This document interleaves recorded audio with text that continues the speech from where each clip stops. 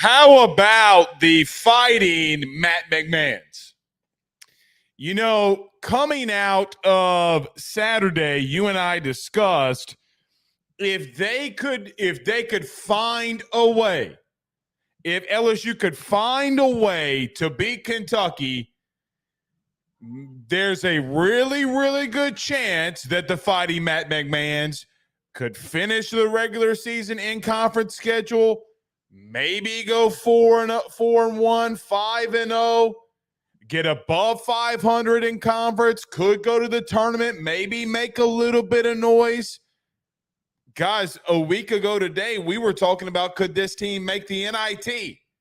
Now we're sitting here talking about is Matt McMahon, which a lot of people thought after that loss to Nichols, about 2 months ago, could this team find their way on the bubble and making it into the tournament?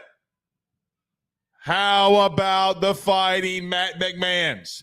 You know, there are not a lot of times, man, at least at LSU, where, you know, like Brian Kelly, yeah, you know, like when he came in, he only had 39 scholarship players.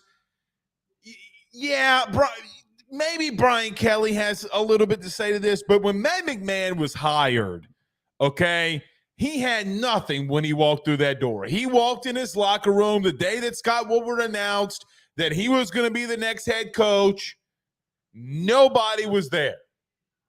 Normally, you call players only or a players meeting, a team meeting, to introduce your next head coach when a new one's coming in. Nobody was there. And in 18 short months, Matt McMahon now could, long way to go, long way to go, but you're now starting to see the light at the end of the tunnel. Maybe this LSU Tiger team can find their way into the tournament. We'll talk about that game here tonight. Really excited, though, for Matt. I know that he has look, man, he has had to overcome a lot. I love that he's having success now. You look into a place where these younger guys are getting more experienced. You know, you got two sophomores and Jalen Reed and obviously Tyrell Ward, okay, who made the game-winning shot last night. Is he building something? And something that we're going to discuss here with that tonight too. So you have some talent. Maybe Ward, maybe Reed does come back. Maybe you can get them to come back. Who knows? Then you're really going to be cooking here. That is for sure. Oh, by the way, 2 top 25 wins without Jalen Cook. 2 top 25 wins without Jalen Cook. Arguably one of your best players. Just saying.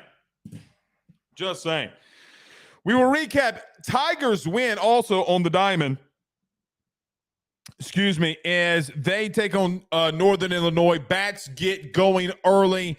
Calm down a little bit late, but is able to get the 10-2 win over the Northern Illinois Huskies. We'll talk about that as well. The Lady Tigers have a game at 8. We'll preview a little bit of that. But to start the show, we got to talk about this. There is a potential new early signing period in recruiting. Why I will tell you that this doesn't make a lot of it makes sense to me, while at the same time not making sense to me, all in the same point. They're trying to make this easier for coaches and players. It's not easier for coaches and players. So there is a proposal to move the early signing day up a week in early December. Rufino's rant. So it was announced today. I'm sure a lot of you have seen it. The NCAA, or it's not NCAA. I keep saying that. The college football playoff game. A lot of players announced that they have opted in. They're going to use their name, image, and likeness in the new video game, which again started all of this madness with NIL. You've had some pushback today. I understand the pushback. Listen, I do believe, in case you missed it, let me preface this too. Today, EA Sports sent all the schools, all 134 schools, a memo. Hey, can you get your players to sign this document to be in our video game? We will pay them $600. give them a free copy of the NCAA game, and so we can use their name, image, and likeness for a video game. Again, started this whole thing with NIL. And you have people complaining now that they have seen players signing, right? That, hey, I'm taking the $600. I'm going to be in the video game. It's so awesome. I understand that $600 for every player in college football that will be on this video game is not enough. Depending on the money that EA Sports is going to make, guys, it's going to be in the billions, with a B, billions. I get all that. But I have one big-time thing that if players want to be paid more, if you don't believe player or you don't agree with the amount that EA Sports is giving college football players, which I am a guy who loves when players get paid. Guys, we've done multiple NIL deals from this show. From someone who loves it. If you don't want to be in it, don't be in it. If you're a player and you think $600 is not enough, it isn't enough. I'm with you. Push for more in the future to get more. But if you don't want to take the deal, don't take it.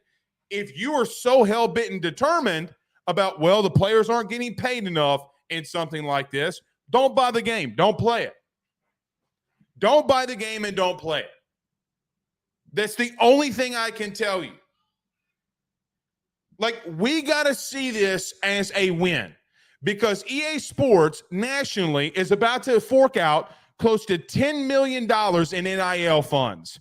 By the way, the last I checked, not only would it be close to the highest NIL deal in the country in college sports, guys, it might top it for 1 year, giving over potentially $10 million in NIL funds. You know, EA Sports is talking about putting a guy like Garrett Nussmeier on the cover, giving him an NIL deal to do it for an LSU edition. Guys, they're doing the best that, at least in my opinion, we have come a long way. This is a win. Do you need to push forward for players to get more money in the future? 1,000%. 1,000%. But this society that we live in never will take a win. Never will take a win. I get what you're saying. I'm with you. I want them to make more money. But in the future, I'm assuming that they will.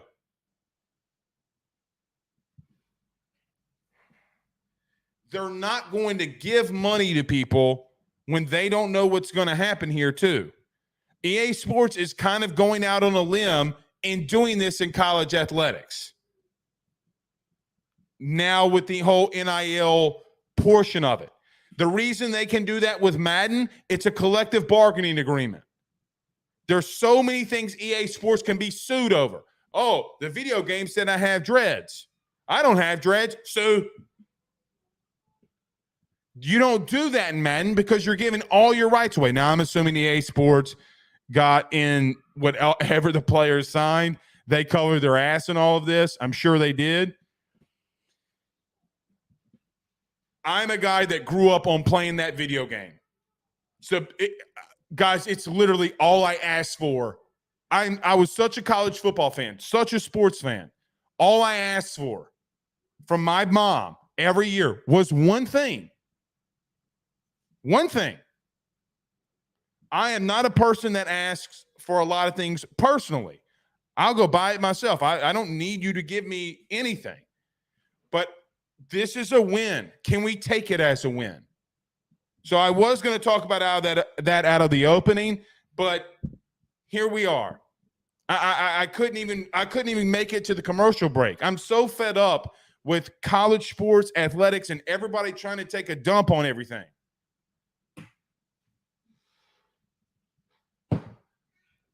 Jesus Christ. William Hano says you literally have to figure out how to regulate this or Saban is right. You're going to have to. Now, you can't, you're going to have to. EA Sports is going out on a limb here. Madden NFL players make around $30,000 per check.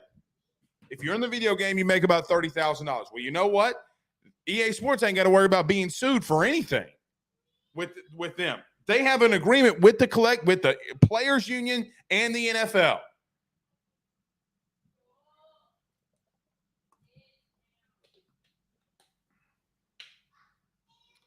It's just crazy, man. It's crazy. We just live in a place in a society where I just don't know, man. I really don't know. Trip Block, what's up, buddy? Says, go Tigers. A lot of grit last night on the hardwood. Yes, sir. A lot of grit. I'll tell you why I think I love this team too.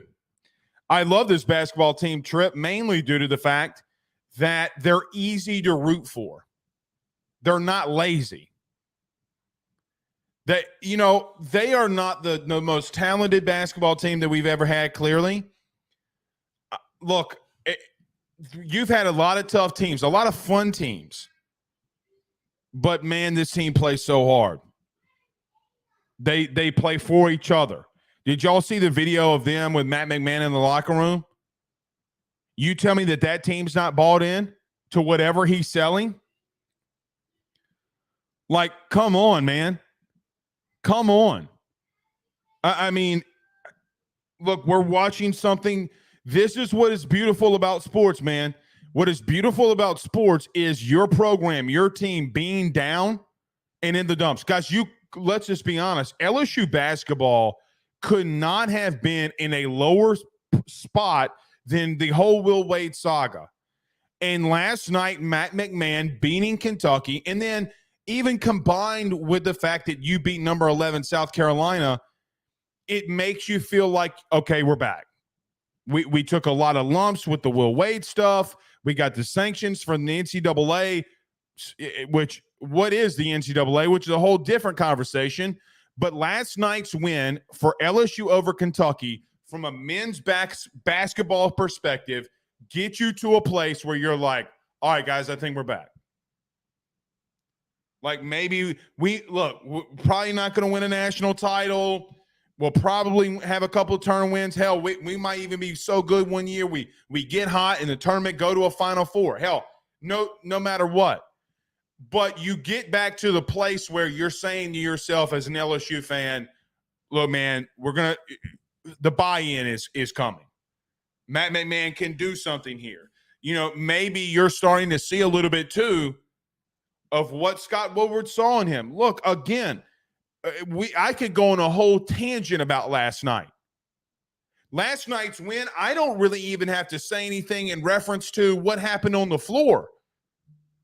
Like last night's win is a program changer. Now you can say, and I know what a lot of people, God, I'm ranting. We haven't even gotten to a break yet. That's how fired up I am. Last night, and then we'll get to break. Last night signified to me, I don't care how good or bad Kentucky is. You faced two ranked opponents back-to-back and you won them. It's a validation for Matt. It's a validation for Scott. It's a validation for the entire staff, those players that have been here for the last 2 years, everybody in that program.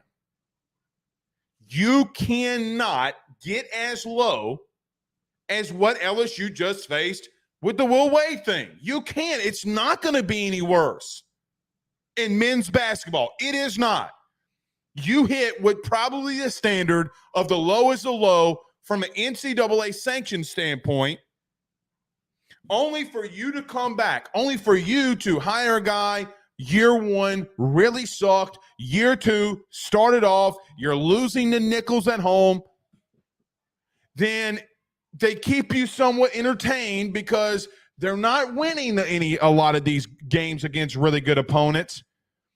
But, man, they're coming back from 16 back or 20 back, actually, against Alabama. And they get a lead, and there's 7 minutes left to go in the game. And you're like, uh-oh. Then they go to Florida. 6-foot shot hits off the front of the rim from Jordan Wright. Bang. Ball game. Florida hangs on to win.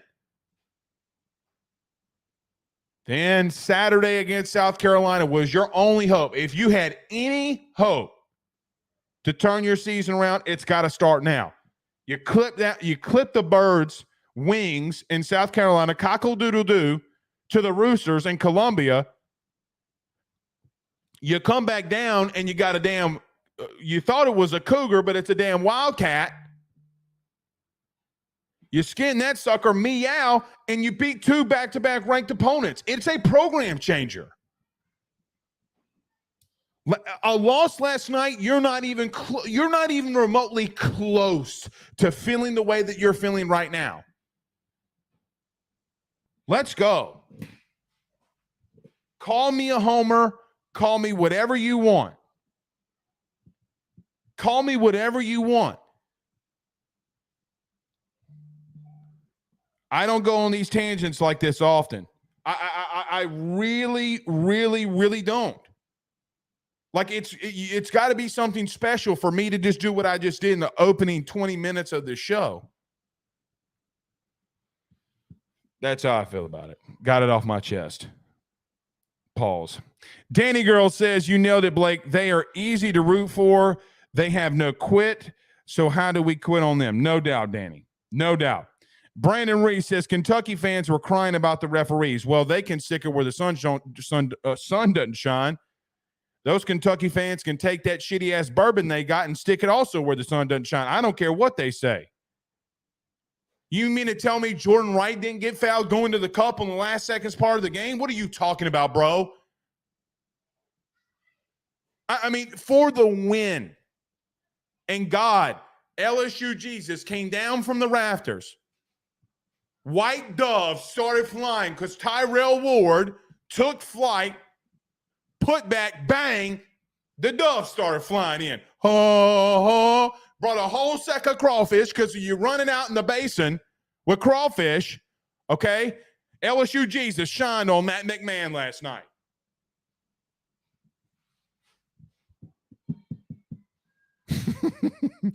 William Anno says, why is it that every SEC team gripes about the refs? Because they suck. All around, they suck. All around, they suck. There's only one good umpire, and I think Jay alluded to this the other day, that everybody loves. Also, I heard, never mind. Gonna pause with that. Also, because I know that his brother-in-law might be watching, Ohio State's about to get a good one.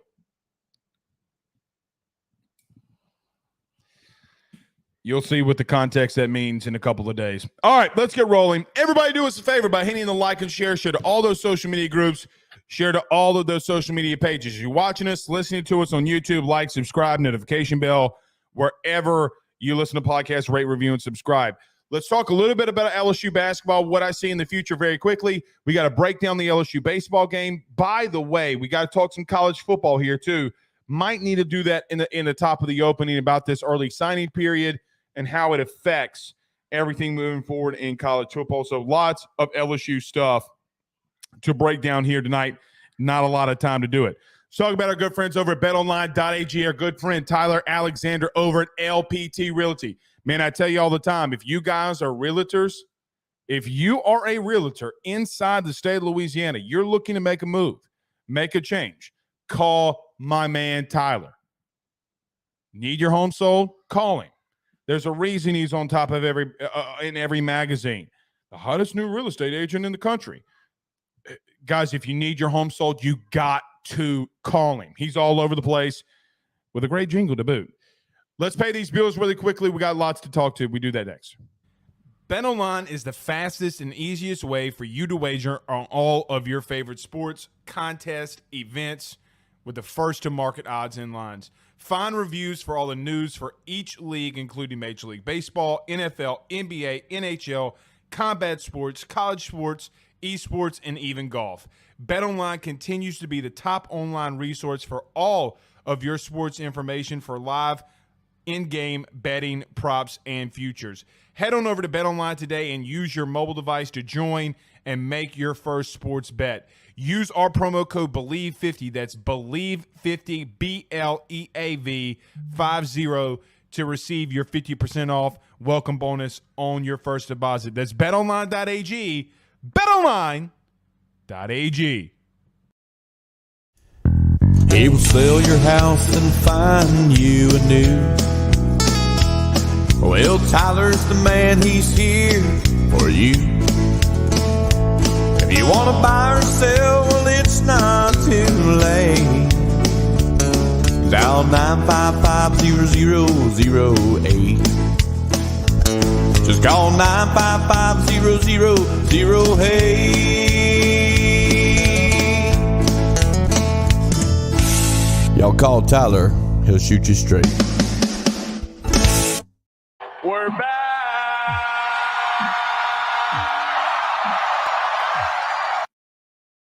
You know, I had a question. Hold on one second, because I think we might have some breaking news here. Oh no, not final. Okay. Let's recap this LSU men's basketball game very quickly. So we talked about earlier them coming from a place, coming from a place where Will Wade, all that, we touched on that.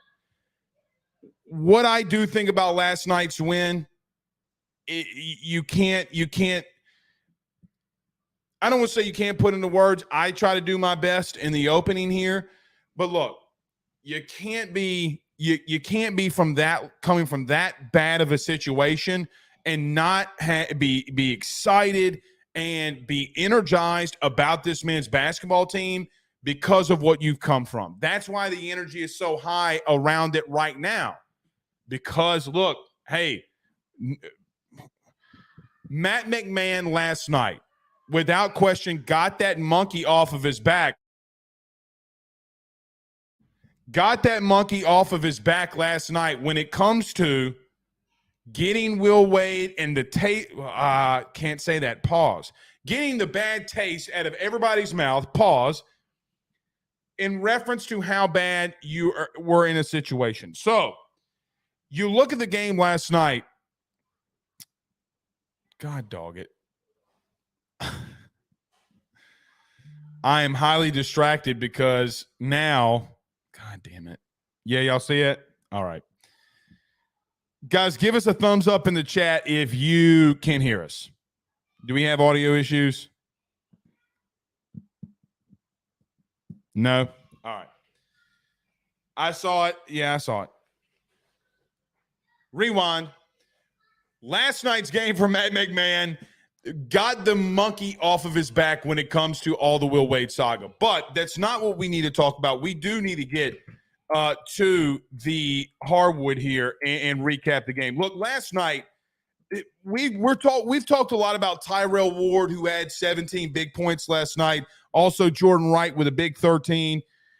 You got Jalen Reed, man. I thought played and it was a loud 13 that he had in the second half. He had 12 in the second half, but 13 loud points, 12 of them there. He had 1 point in the first half, but man, got a lot of rebounds, got a couple of offensive rebounds, got some putbacks when you needed it off of bad missed shots. You know, Jordan Wright had 2 bad missed shots. One of them had the Jalen Reed offensive rebound, quick putback. Gosh, you go up by 6. Okay, they come back, hit 2 quick threes. Man, Matt McMahon calls a timeout. It was a really good performance. We talked about on Monday that Jordan Wright has to continue to play big. He got the last shot against South Carolina. He was trying to get the final shot against Kentucky, and he gets blocked. He throws it back to Tyrell Ward. On Monday, we said, look, Jordan's got to be big. Let's see what happens with Jalen Cook. Does he come back or not? Is he still a little bit injured? The 2 players that we said had to continue to go off. If you're going to make this run, guys, Tyrell Ward is going to have to continue to score the way that he's scoring. Guys, those 17 points last night, what he's doing from behind the three-point line, it's incredible. But Jalen Reed, man, being the big man under the cup here, come on, dude. Come on. Both of them are sophomores, by the way. I did get a little laugh last night when Angel Reese stormed the floor. She was really excited and good for the men, and good that, that was a very good emotional thing going on when she ran out to the floor. I do look at Dillingham for Kentucky. Man, he and Shepard went off last night. Dillingham had 23 big points. Look, we talked about guard play being a big thing. Look, Kentucky's got 3 really good guards, Shepard and Dillingham being the 2 last night that I thought really just got things going. Now, both of those guys actually coming off the bench. But look, outside of him and Reeves gave you 25. You got Dillingham giving you 23. That was pretty much their team. So the 2 guards, what you saw down low, look, LSU, Will Baker, I thought made a lot of big-time defensive stops, a lot of hustle plays. It was a good overall win, good overall performance here. So let's see what they can do. Now we look into their schedule moving forward in these upcoming games. Now, I look at you having Mississippi State at home at 7:30 on Saturday. Then you have Georgia, got Vandy, Arkansas, and then Missouri. The only one there that really actually scares me is Arkansas. But look, I think you can be 4-1 here. You go 4-1 here in this stretch. You get above 500 in the conference. You're starting to knock down, maybe not knock down the door. You're starting, or not bash down the door. You're starting to knock on the door of, can this team be on the bubble? Is this team on the bubble? Are they going to get into the tournament? Do they need a couple of wins in the SEC tournament to get in? So, really interesting. Really, really, really interesting. Happy for Matt McMahon. I can't say that enough. Man, after last year, Matt McMahon had to look at it, say to himself, like, hey, man, did I make a right decision here? Did I make the right decision? I don't think Matt McMahon really thinks that way. I think he's so locked in and focused that he's probably the dude that's like, man, I'm going to turn this around. And you can't tell him otherwise. So happy for him. Think they're going to continue to succeed. I think they could go 4-1 down the stretch here. I really, really do believe that. So we'll see how that transpires. Let's hop over to baseball because we do got a little bit here because we got to talk some football stuff too. Today, LSU started off their weekend series by playing Northern Illinois. Last night, we discussed in the preview of this series that, look, I know it's Thursday. I know you got a lot of baseball that needs to be played on Friday, Saturday, and Sunday. No game, to me, was bigger than today in this early season series than tonight or today at 2. Mainly due to the fact if Gage Jump shows us what we think or he is going to be throughout the year, if he's going to be a guy that's in the rotation, if he's going to be a guy, maybe he's your number 2 behind Holman. Man, that is something serious when of a 1-2 punch, hell, a 1-2-3 punch, even with Thatcher Hurd in there. I'm even intrigued to see how tomorrow's outing goes for him because the weather's going to be nice. It's going to be fine. You could have a rotation that can get you there. You will have a rotation that you feel confident enough in that can get you to where you want to go. I thought Gage Jump's performance today was somewhat flawless. Now, he gave up the run, or the run was scored in the first inning. But look, he comes out of the gate. He gets a first inning, first at bat strikeout. He gets a walk. But so you got a runner on first, lefty pitcher, a weak ground ball to second, a tailor-made double play ball he could have gotten out of that inning 1-2-3, but Braswell had the error, or they gifted him an error on the throw, even though, I mean, bottom line is you got to roll it there to get Gage Jump out of the game 1-2-3. That's it. Because he comes back in the top of the second, 1-2-3, got 2 Ks in there too. Looked fantastic to me. Now, considering I know that he had a lot of, high ball counts. He got to 2-2 a lot, had a couple of full counts. A guy making his second appearance in 18 months after Tommy John, if that's the way he looks and he is going to get better, and that's arguably the lowest point he will be in, yeah, buddy, I think it was a pretty flawless performance. He gives you 2 1/3 innings. The last guy he faced, he gave up a double to right center field, the hardest ball hit on Gage Jump today. Guys, essentially, I think he just would have given up a hit in 3 innings. I thought he was really good. He's on a pitch count. I don't know what this argument on social media was about. He looked okay. He gave up a run. He didn't give up shit. Guys, he gets you the ground ball in the first. You should be out of there. But you get a walk, then you get the fielder's choice, then you have an infield single because a guy dribbles it right over Jump's head. Okay, so you should have been out of the inning. And then he gets a strikeout to end it, but you should have been out of that inning. So you're being a little nitpicky. Maybe I feel this way for baseball all the time. Like maybe I'm being a little nitpicky. But if I'm being nitpicky, it's because I'm like, yeah, man, but is that going to go on throughout the season? I don't think it is. The double right center field, and Paxton Kling, by the way, fell down. Could have been, God, so good. Nate Ackenhausen came in after Jump. I thought was interesting because Ackenhausen, this is the second time that Jay is going to him early. It's either going to be Fidel or it's going to be him, Fidel Ulloa, or it's going to be Ackenhausen. And look, man, comes out the gate. He gives up a home run. Okay, he gives up that big home run.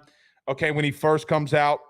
After coming in for Jump, he got a fly out, back-to-back flyouts. But the inning that was his, he gives up a long home run. He gets 3 Ks in the inning. He actually does that again. So he comes out of the gate in the top of the 5th, a strikeout walk, then gets a little ground ball. He's out of there. Double play. Pitching on the mound, Aiden Moffett looked really good again here. Bucknam gave you 2 solid innings. I think we're going to talk about this staff all the live long day, man. They just got dudes on top of dudes on top of dudes. Doug Thompson brought this up, and I will use his baseball reference so it's not mine. On the call today, Doug Thompson said, this might be the hardest throwing team from top to bottom that LSU's ever had. He would know, man. He's been there. He's called the game. He's been there more than anybody. I agree with it.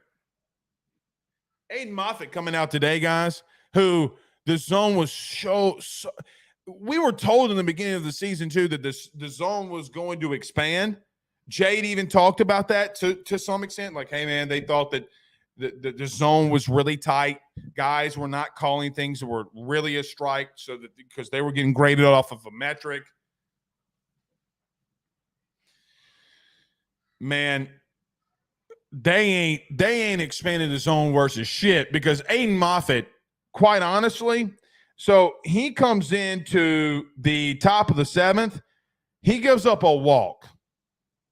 I thought, and I wrote this down, 2 balls were actually strikes. He comes into that situation looking really good, man. He looked really good. I don't. Then you go to Bucknam, and I'm like, okay, so Jay's just emptying out out the bullpen here going to Bucknam.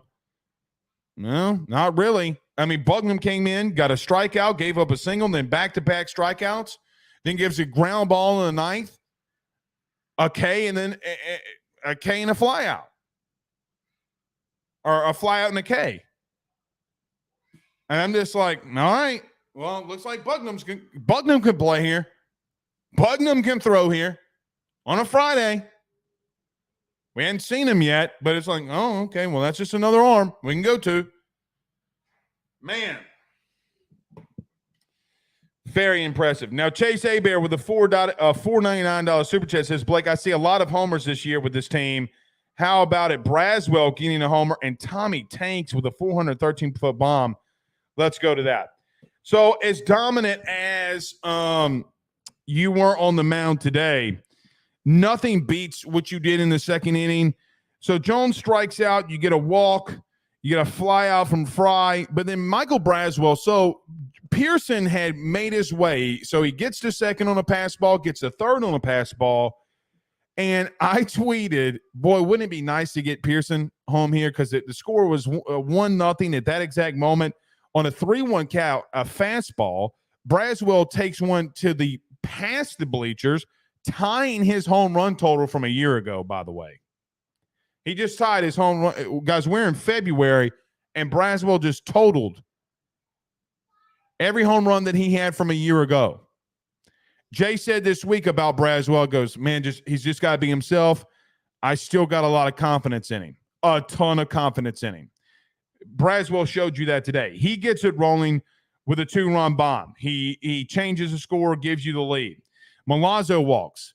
Another guy that we, did not have a great opening weekend. Paxton Kling did not have a good opening weekend. 0-2 fastball. See ya. Bye-bye. Kling Kong goes yard.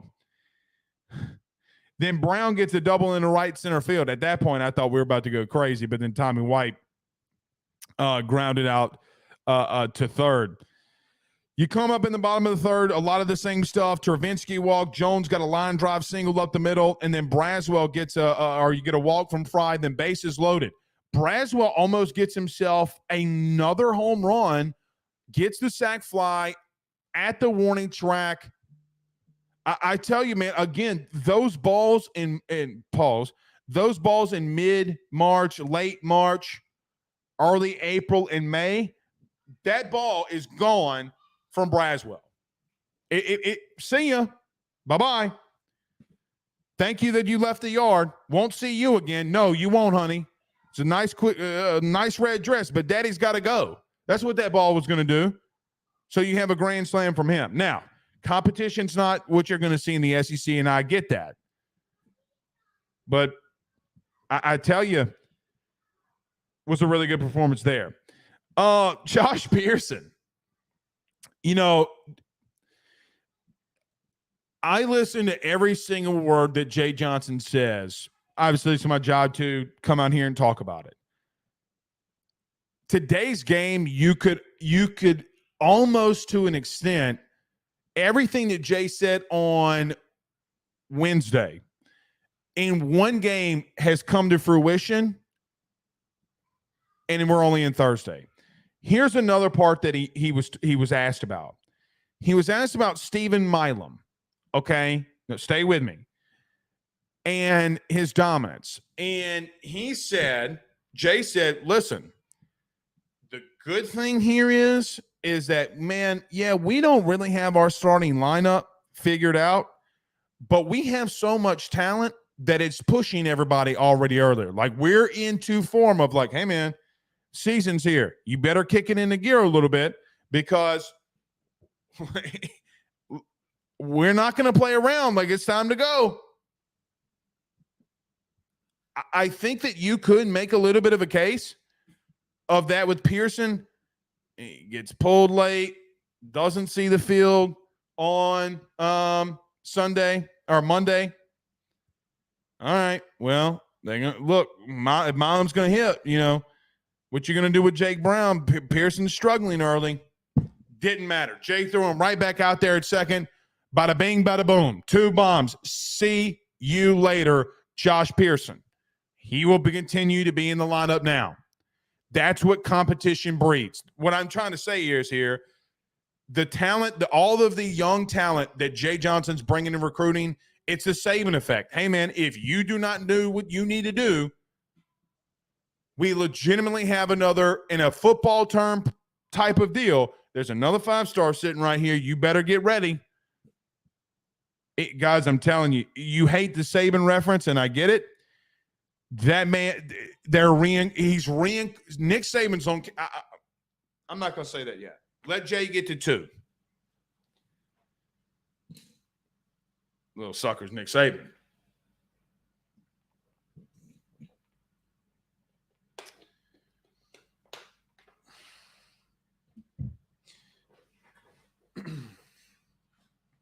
I want to temper my expectations on this team. Obviously, you're way too early in this. You can get in the SEC, and, man, you can struggle. That is a possibility. I just don't – I don't see that happening. I just really don't. Maybe I am wrong, and we'll be the first to come out here and admit if I'm wrong. I just do not see a situation in place where this team's not right back there at the top, man.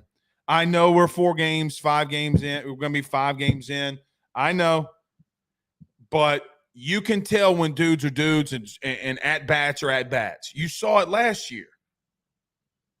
You saw it last year. You knew that you had the talent early in the part of last year. Now, it was because of Skeens and Cruz, and I get that. But on a Sunday, when you're beating the dog shit out of Sam Houston State, which, by the way, made it to your regional last year. Made it to your regional.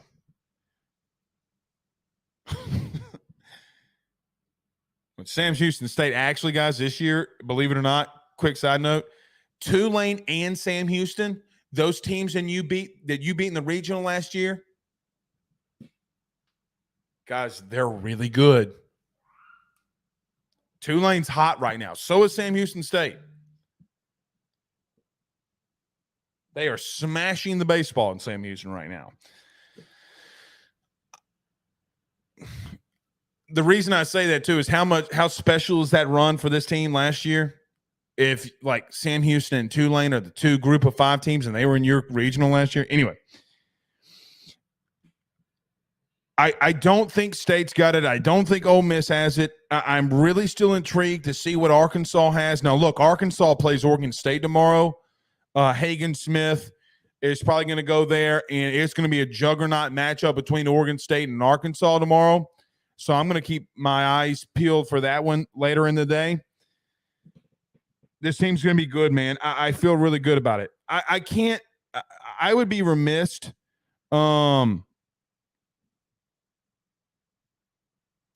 Sam Houston went in our regional. Who was in our regional?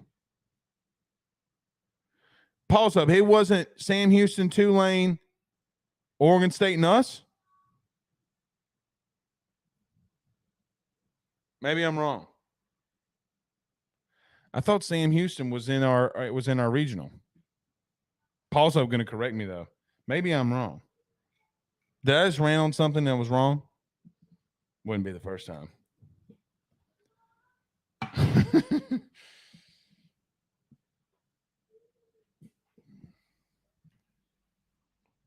Oh. I see what you're saying. They were. We just didn't face them in BR. Yeah. Correct. I'm just meaning like they were in your regionals, is what I meant. Pause up, man. I'm about to give your ass a job. Pause up. Hit me up after the show. I'm about to give yourself a job. Pause up. You want to be a part of podcasting?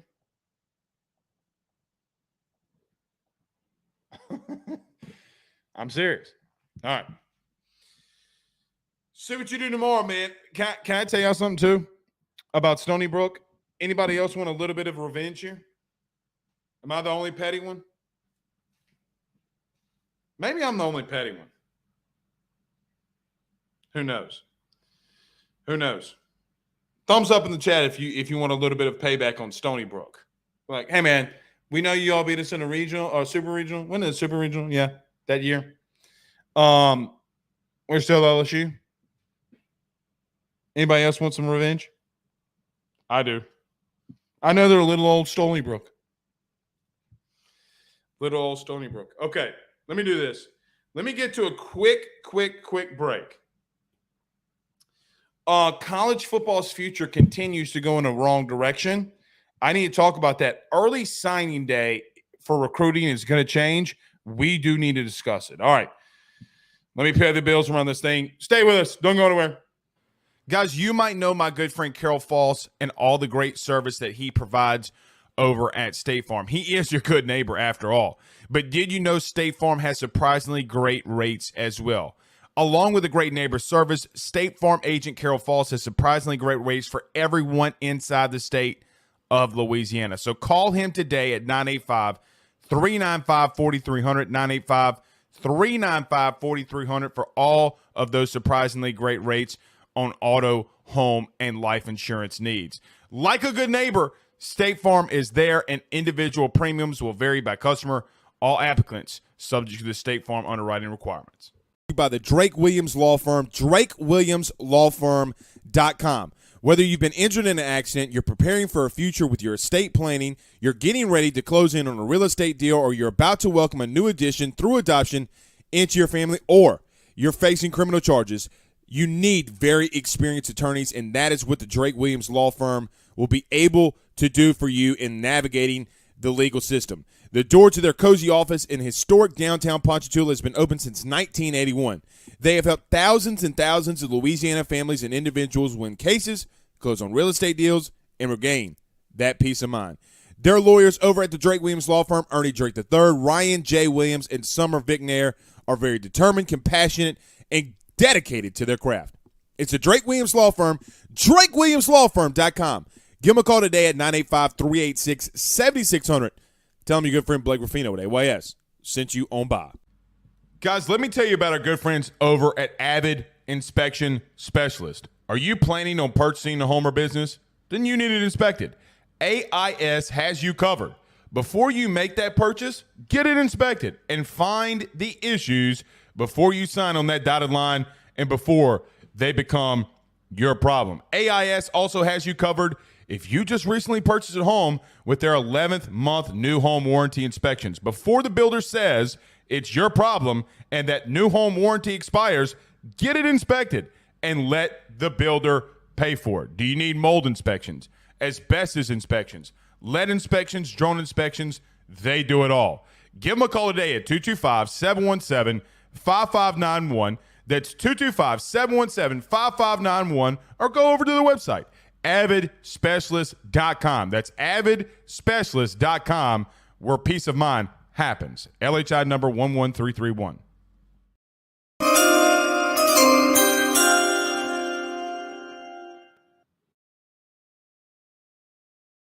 I love that sound.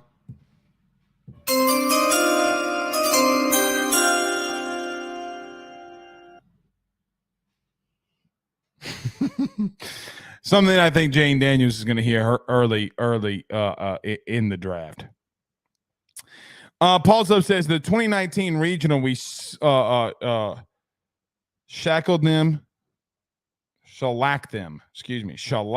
them. 17-3. Gotta love it. Didn't we beat Stony Brook last time we played them? Yes. See, this is why I have to give Paul Sub a job. So I got to give Paul Sub a job. All right. College football is heading in a direction where they're trying to make another yet offseason change here. This one involving recruiting. Now, today, Nicole Auerbach came out with an article saying that she had talked to sources of there being a potential where they move up early signing day for football recruiting up a week during the week of the SEC championship game, because the SEC championship game would be on that Saturday. She said the Wednesday before the championship game.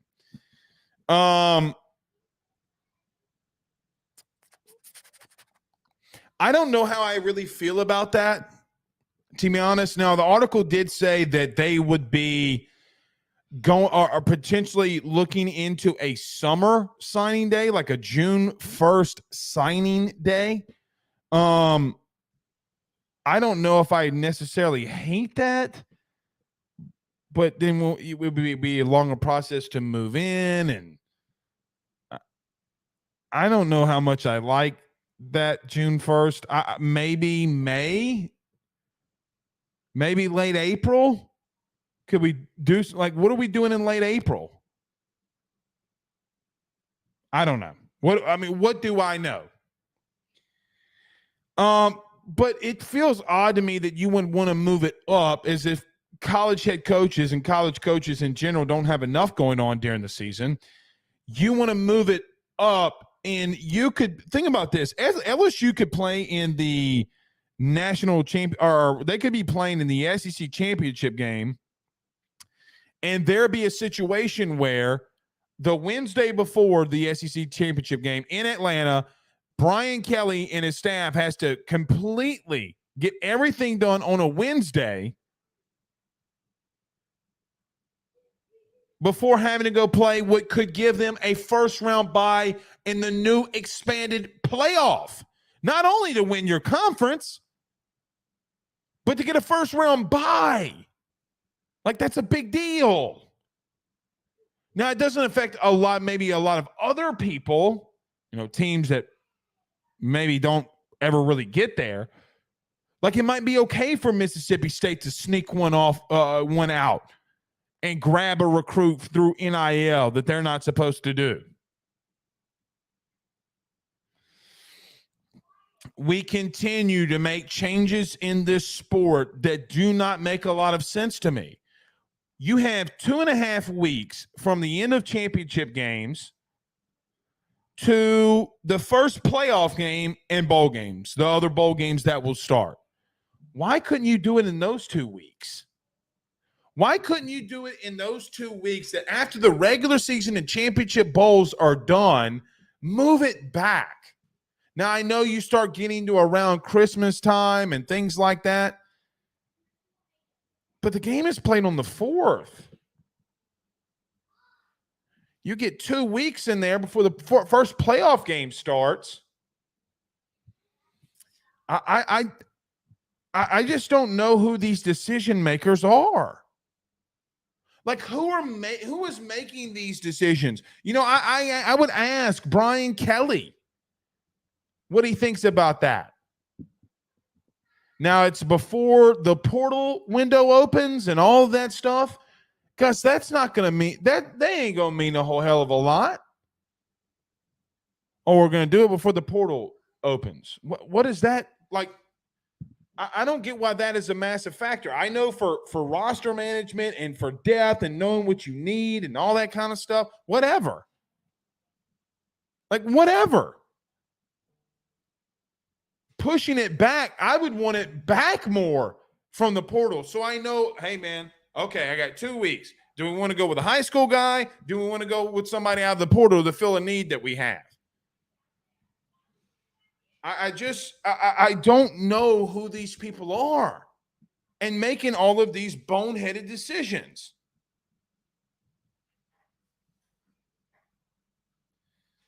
Maybe I'm wrong, right? Like, maybe I'm wrong. Maybe we're in a place where coaches might like this. And if they like it, I will, I guess, retract my statement, but it makes no sense to me whatsoever.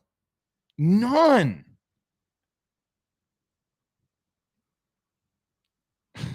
And then today, y'all saw this today. The NCAA came out with a where when a player arrives to a visit and they go to their hotel room, like, staffs can't decorate the hotel room. Now, the staffs are probably cheering for joy here. Like, they're probably really cheering for joy that, like, hey, man, I don't have to go in this kid's room and give him all this shit. The staffs are rejoicing. But of all things, why is this an issue? Let me tell you why it's an issue. Because coaches pushed for it and got it. The one thing that they were like, man, listen, I know y'all can't give us a lot of things. Can you give us this thing right here, NCAA? Can y'all stop this hotel mumbo jumbo? Like you're giving college coaches a chance to go to their hotel room and hand them off a massive bag, put it under the pillow, put the suitcase in the little, well, maybe not all safes in a hotel are that big, but maybe the hotel safe, there's, hey, maybe you need to open your hotel safe. There might be something in there, a big wad of cash. All right, whatever.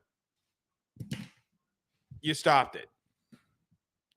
I know coaches didn't want to continue to do this and that, but of all things you could be going after, decorating hotel rooms was the thing that the NCAA came down today and said, hey, no way, Jose, that's not right. This is going too far. Giving the kid and his parents a cookie cake that says, welcome to Baton Rouge, it's going too far. Oh, yeah, you just had his visit, his unofficial visit paid for?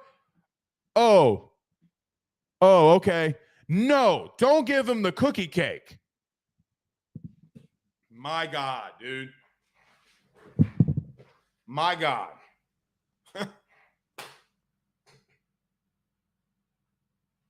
This is football, David. Mark says, just funny they drew a line at glazing the hotel room. I know. Like, you just draw a line down the middle and say, hey, this is where the line we don't cross. Cookie cakes are the line we don't cross.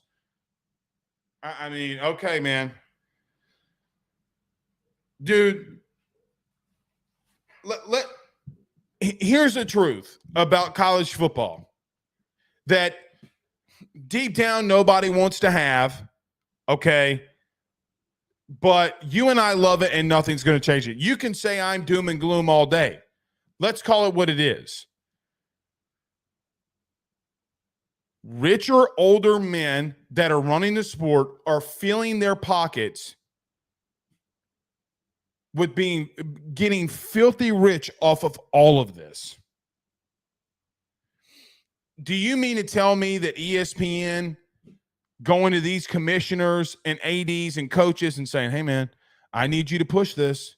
I need you to push this. Here's $20K. Guys, I'm telling you it's happening. You think you can call me a conspiracy theorist all you want to. But when SEC Commissioner Greg Sankey brings that much money into his conference and he gets a new contract, well, they're going to base it off the revenue that he generated for them. And they're going to approve it. Every president at every university is going to approve Greg Sankey staying the commissioner, mainly due to the fact he's filling their pocketbooks up with serious cash. Blake LSU was in a $4 million deficit. Guys, get out of here with that. Get out of here with that. You mean to tell me it cost you $56 million? Bullshit.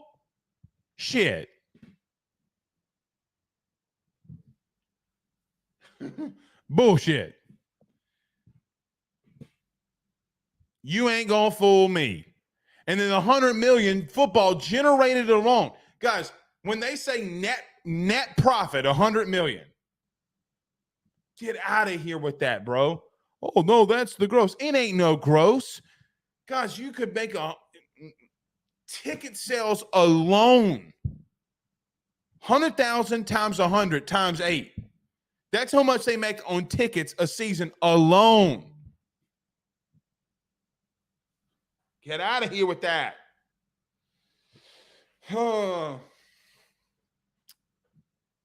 Our sport is to a place where you have old white men that are sitting in a boardroom trying to make decisions, not consulting head coaches or people who know what the hell they need to do.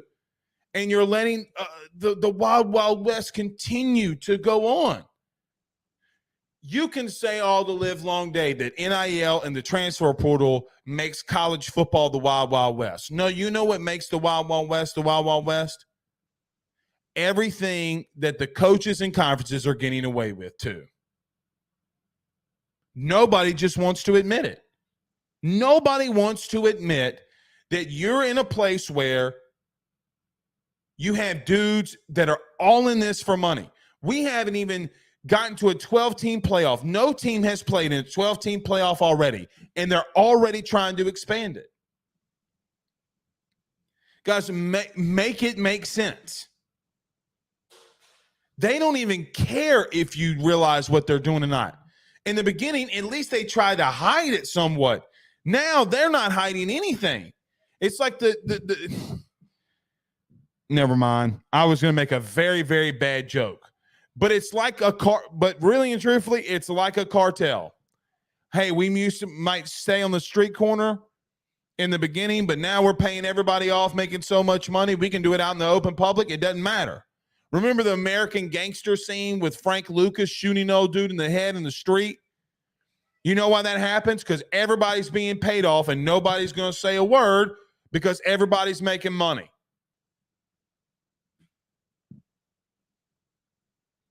But my God, the players.